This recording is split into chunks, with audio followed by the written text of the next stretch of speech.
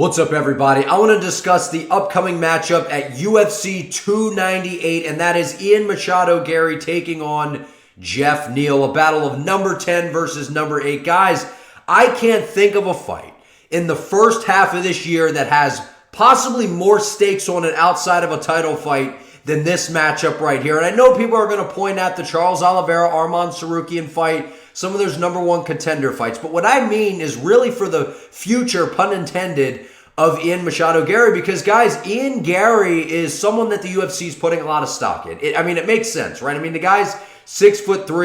The 170-pound division does have some really good contenders in it, but they're missing that brash champion, that brash guy that really brings a lot of eyeballs, and Ian Garry has done that. And whether you're on the side of Ian Garry as a weirdo or you really like Ian Garry, whatever it is, when we push all the chips to the table, there is no doubt about it that Ian Garry is one of the best strikers in all of MMA. I said that. And guys, we're going to take a look at Ian Garry's previous fights here. And if we just look at the resume thus far, I mean, his most recent outing against Neil Magny, we all know that Neil Magny at this point is kind of towards the tail end of his career. Now, what makes this win a little bit better is considering that Neil Magny was just able to derail Mike Malott. Now, I know that Malott was winning the fight in the first two rounds, but we saw Magny's not done yet, man. Magny's still got a little bit of fight in him. He's got that veteran presence where he is a big guy, but ultimately we saw Ian Garry just pick this guy apart. The calf kicks, and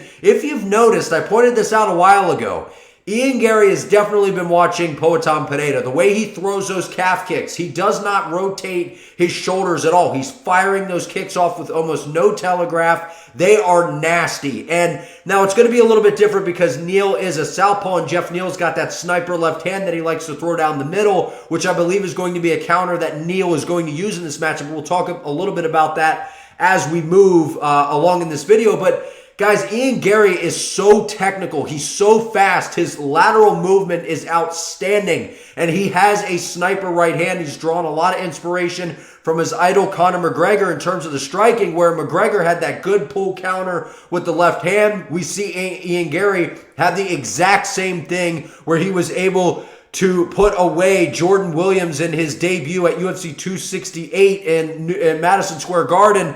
Then he goes out there against Darian Weeks, which this was a performance I wanted to see a little bit more from Ian Garry. But at the end of the day, guys, there was a lot of hype with Ian Garry when he first came into the UFC. There was no doubt about it. You know, not every fight's going to go the way that you think it's going to go. If you're in there looking for the knockout, headhunting the whole time, you may catch yourself, gassing out and lose a fight that you shouldn't lose. So as we move on, we see Ian Garry go on and take on Gabriel Green. Again, right? This is a fight, International Fight Week. They're giving him another big fight, right? So we have one on MSG, one at International Fight Week. Very evident from the start, the UFC's trying to build Ian Garry, and they've done that. And here he is, big moment against Gabriel Green, feeling a little bit of the lights maybe. Goes out there. Green, give him credit, man. The guy was tough. He was pressuring forward the whole time.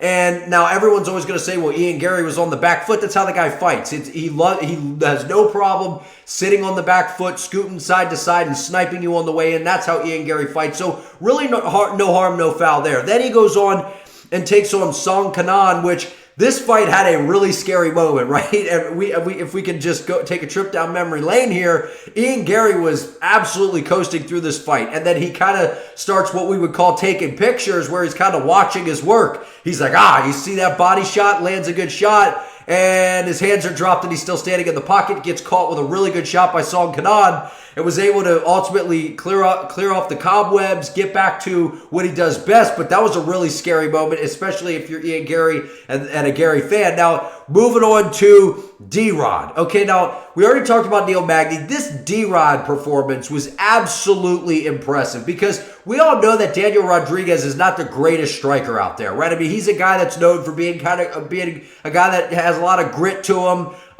He's not afraid of a scrap, right? Those are the things that we know about D-Rod. He's kind of a fan favorite. but he's not a top-tier guy in the division. But we have seen him in there with some of those ranked guys, and he's able to hold his own, D-Rod. So this was a good southpaw test for Ian Garry. Goes out there with flying colors, sets him up from the beginning, blasting that body kick, and then ultimately bringing that thing upstairs and hitting D-Rod with a beautiful head kick, and we know the rest is history. So from there, goes on, beats Neil Magny. But my point is, guys, when we look at this resume of Ian Garry thus far, people are going to discredit some of those early on wins, but that's what the UFC does. They're going to give you some feeder fights to try to get you on your feet, start to, put you on these big events, start, getting you those wins on those big cards, and they're going to give you favorable matchups. Is what they're doing right now with Bo Nickel.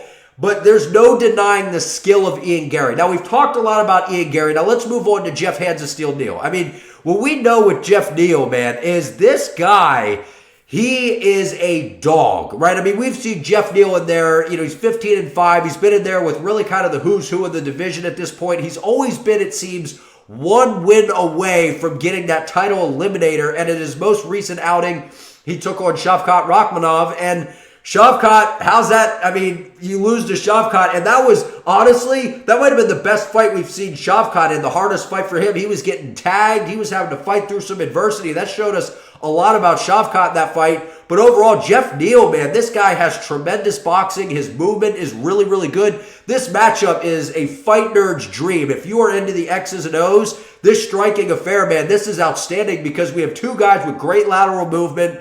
Ian Garry mixes in the kicks, where Geoff Neal just pretty much is all boxing, but Ian Garry can snipe you with the hands. But Geoff Neal, his distance management, the way he moves and kind of just rolls with things and then fires off that left hand, Ian Garry's got to be careful here. And I know a lot of people, Ian Garry is the favorite coming into the matchup, which he should be, because he, in my opinion, has more tools. He's taller. He does have more ways to get this fight. He has more ways to win the fight. He has the hype behind him. But Geoff Neal, man, you can't sleep on this guy. And Shavkat Rakhmonov was a training partner of Ian Garry at Sanford MMA. So you would like to think that the Garry camp, I know he's training over in Brazil and kind of all over right now, but he understands what Geoff Neal is going to bring to the table. He saw how Shavkat was preparing for him. Ian Garry is a very high fight IQ guy. Right? I mean, you can say whatever you want about him and the wag and the wife and whatever. This guy's fight IQ is outstanding. His adjustments, his understanding of distance.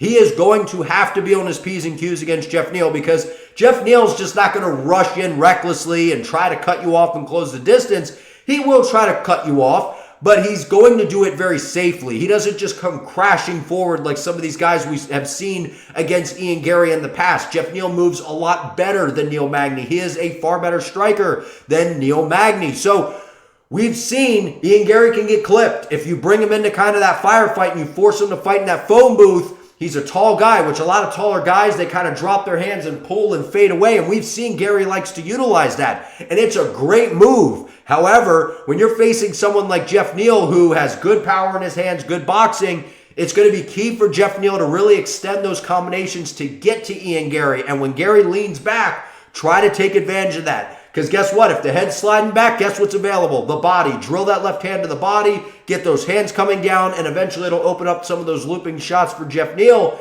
But Geoff Neal, guys, has really had some issues, right? I mean, leading up to the Shavkat Rakhmonov fight, he's had some health issues. Even following that fight, he's had some issues. So I just hope we get a rejuvenated and healthy Geoff Neal coming into this matchup, because this was originally supposed to take place at UFC 299, and they moved this fight to 298 to give it some steam. And, I mean, this is going to be a striker's delight, right? I don't think we're going to see much grappling in this. I think this is going to be a kickboxing match.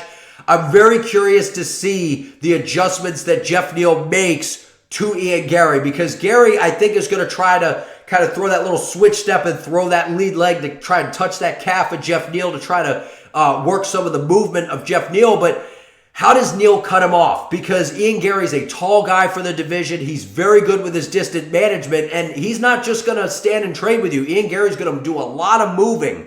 So we saw what happened when Neal fought Wonderboy Thompson. He had kind of a hard time closing Wonderboy down, getting the distance. And this is only going to be a 3-round fight. When Neal fought Wonderboy, that was a 5-rounder. So you had that extra time to maybe take a round or two and kind of figure some things out. Here, you got to get on the gas pretty quick if you're Geoff Neal, and that's where I get concerned. Will he kind of, get a little reckless at times? But you're going to have to take chances, because if you're just going to sit there and play, basically a points match with Ian Garry, you're not going to win. And I think that people need to start recognizing Geoff Neal is a real threat to Ian Garry in this matchup. He absolutely is. And we saw his 2 fights prior to taking on Shavkat Rakhmonov. He goes out there against Vicente Luque. He gets a TKO. He goes out there the fight before that, and he ends up getting a split decision win over Santiago Ponzinibbio, which, looking at it, it's like, okay, well, we've seen Ponzinibbio recently, so how well, you can look at all the matchmaking you want. At the end of the day, we are going to see 2 guys that have very good striking for the division, and this is a matchup where everyone is expecting Ian Garry to get this thing done.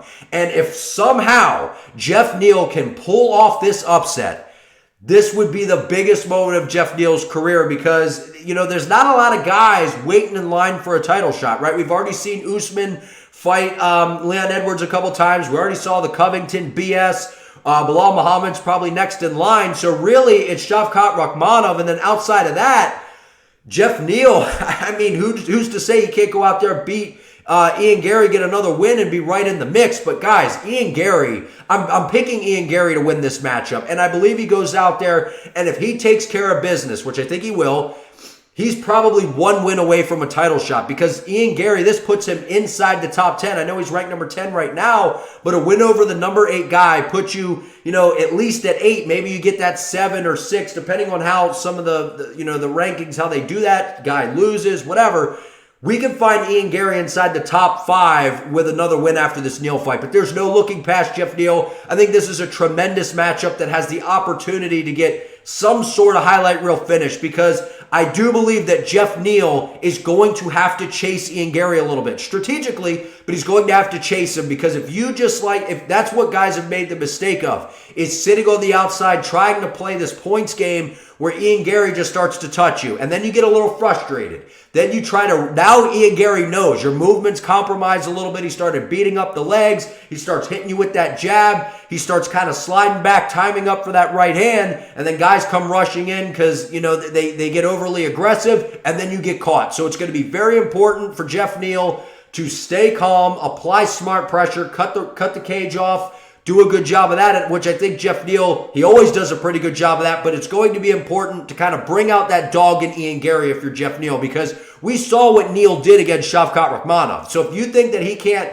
go out there and apply similar principles to Ian Garry in this matchup, I think that we would be overlooking that a little bit. But I want to hear from you all down in the comments. Like this video, comment who your early prediction is for this matchup. Like I said, I'm leaning towards Ian Garry. We're still a few weeks out from the fight. I'll do another breakdown as we get closer. But subscribe to the channel. Help your boy out. See you next time.